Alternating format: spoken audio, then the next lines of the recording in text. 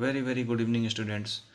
तो स्वागत है आप सबों का प्रोग्रेस पॉइंट में और मैं हूं एमडी याहिया। तो आज की क्लास में हम लोग आज ये लेक्चर 3 है, कंट्रोल एंड कोऑर्डिनेशन। तो आज के क्लास में हम लोग बात करेंगे कि सिनैप्स क्या होता है या फिर न्यूरो मस्कुलर जंक्शन ये क्या होता है। तो चलो इस बारे में स्टार्ट किया जाए कि सिनैप्स क्या होता है। सिनैप्स तो सिनैप्स कुछ नहीं है बल्कि दो न्यूरॉन्स के बीच में जो भी गैपिंग होता है उसे हम लोग सिनैप्स बोलते हैं। तो इस बात को पहले लिख लिया जाए कि the gap between two neurons called what? Synapse. ठीक है, जैसे कि अगर मान लो रफली स्केच अगर देखा जाए तो यहाँ पे एक न्यूरॉन है। हम लोग अब न्यूरॉन्स के बारे में जानते हैं। पिछले वीडियो लेक्चर में मैंने अपलोड किया था कि न्यूरॉन्स किस तरह से काम करता है। ये न्यूरॉन्स का डेंड्राइट वगैरह है, डेंड्राइट है। ये न्यूरॉन्स का एक्सॉन वाला पार्ट है। ये इसका पूरा सेल बॉडी हो गया, डेंड्राइट है, और ये इसका सेल बॉडी हो गया। यहाँ पर आगे अगर देखा जाए तो ये इसका एक्सॉन एंडिंग है, जिसको हम लोग एक्सॉन टर्मिनल्स भी बोल सकते हैं। ठीक है, ये एक न्यूरॉन है। और दूसरा न्यूरॉन ठीक इसके नीचे प्रेजेंट होगा। अगर देखा जाए यहाँ पर तो यहाँ पर ये इसका दूसरा न्यूरॉन्स है। यहाँ इस न्यूरॉन्स की डेंड्राइट लगी हुई है। ये इस न्यूरॉन्स का डेंड्राइट है। ये एक दूसरा न्यूरॉन्स हमारे पास प्रेजेंट है। ये इसका नर्व एंडिंग है।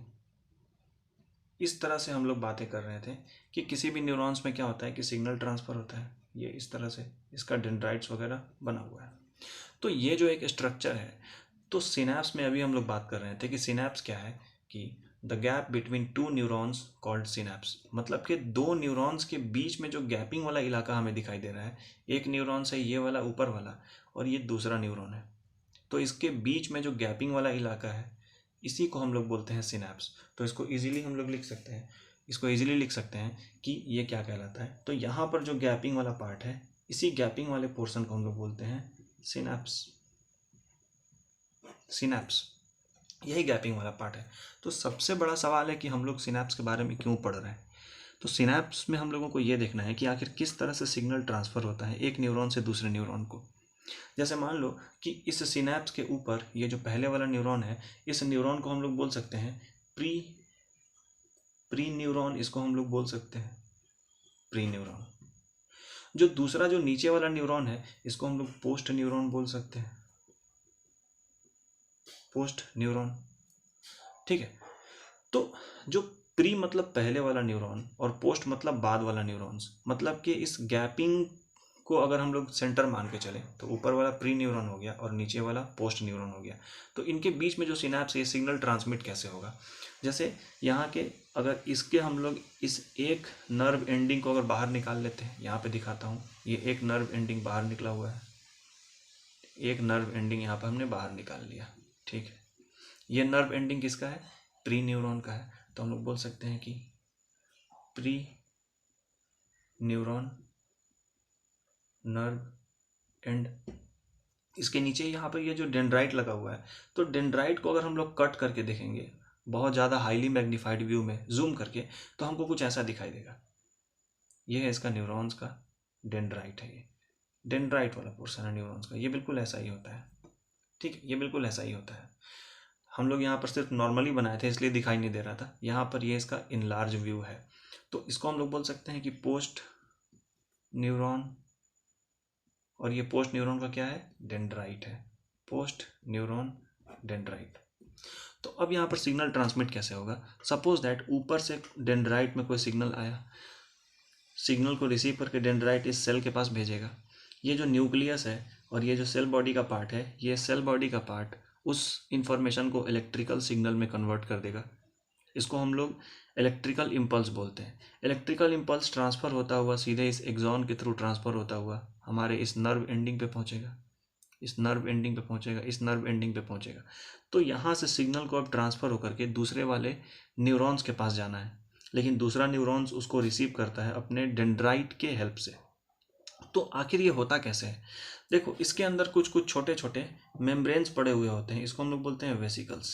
ये जो छोटा छोटा जो मेम्ब्रेन तुम लोग देख रहे हो, इस मेम्ब्रेन को बोला जाता है वेसिकल्स। छोटे छोटे मेम्ब्रेन है ये, और इसके अंदर कुछ कुछ केमिकल्स भरे हुए होते हैं। इस मेम्ब्रेन के अंदर कुछ कुछ केमिकल्स भरे हुए होते हैं, और एक्चुअली में यही केमिकल्स हेल्प करते हैं किसी भी सिग्नल को ट्रांसमिट करने में एक न्यूरॉन से दूसरे न्यूरॉन तक।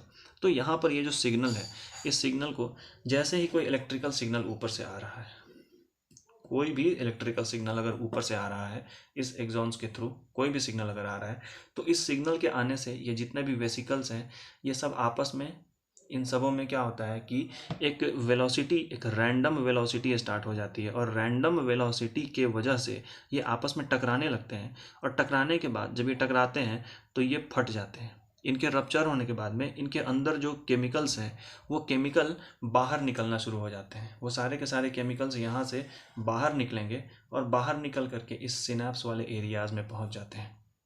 और जब ये सिनेप्स वाले एरिया में पहुँचते हैं तो यहाँ पर इसको रिसीव करने के लिए इस डेंड्राइट के ऊपर रिसीवर लगा हुआ होता है।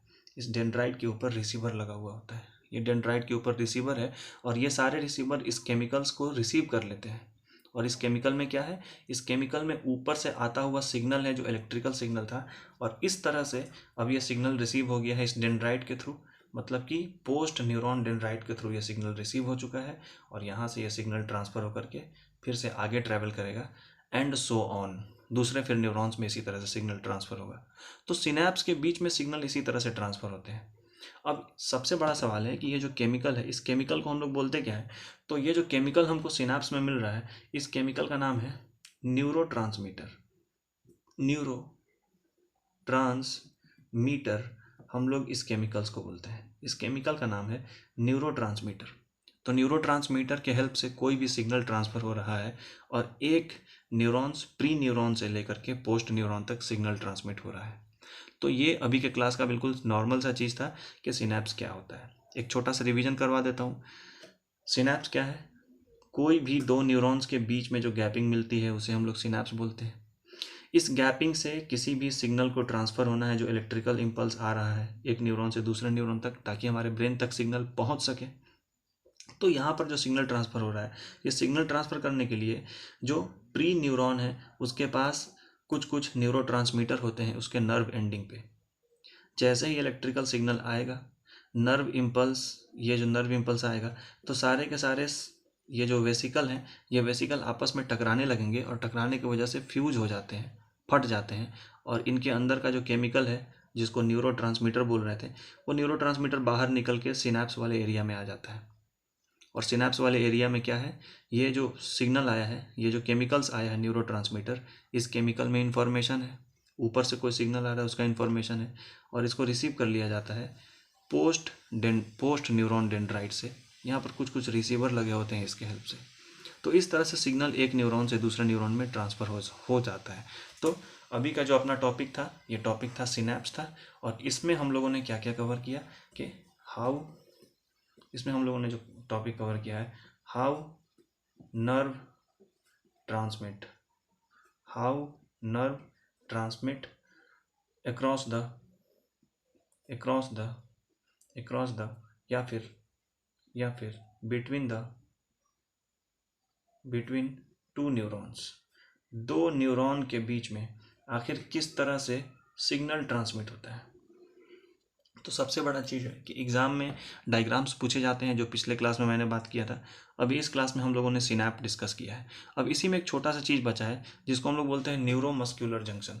तो न्यूरोमस्कुलर जंक्शन होता क्या है, पूछता है एग्ज़ाम में कि डिफाइन न्यूरोमस्कुलर जंक्शन, कि भाई ये न्यूरोमस्कुलर जंक्शन क्या है।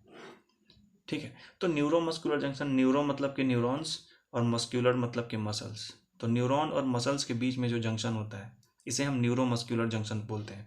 तो बोल सकते हैं कि द मीटिंग पॉइंट, क्योंकि जंक्शन मतलब meeting point, the meeting point, और इसी को हम लोग बोलते हैं junction, the meeting point of neuron and muscle called neuromuscular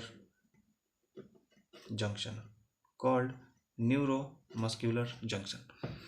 definition बनाना हमारे हाथ में है कभी भी याद रखना, डेफिनेशन के लिए हमारे माइंड में सिर्फ एक कॉन्सेप्ट होना चाहिए। उस कॉन्सेप्ट, वो जो कॉन्सेप्ट है हमारे दिमाग में हिंदी में होता है और उसी को हम लोग इंग्लिश में ट्रांसलेट करके लिखते हैं।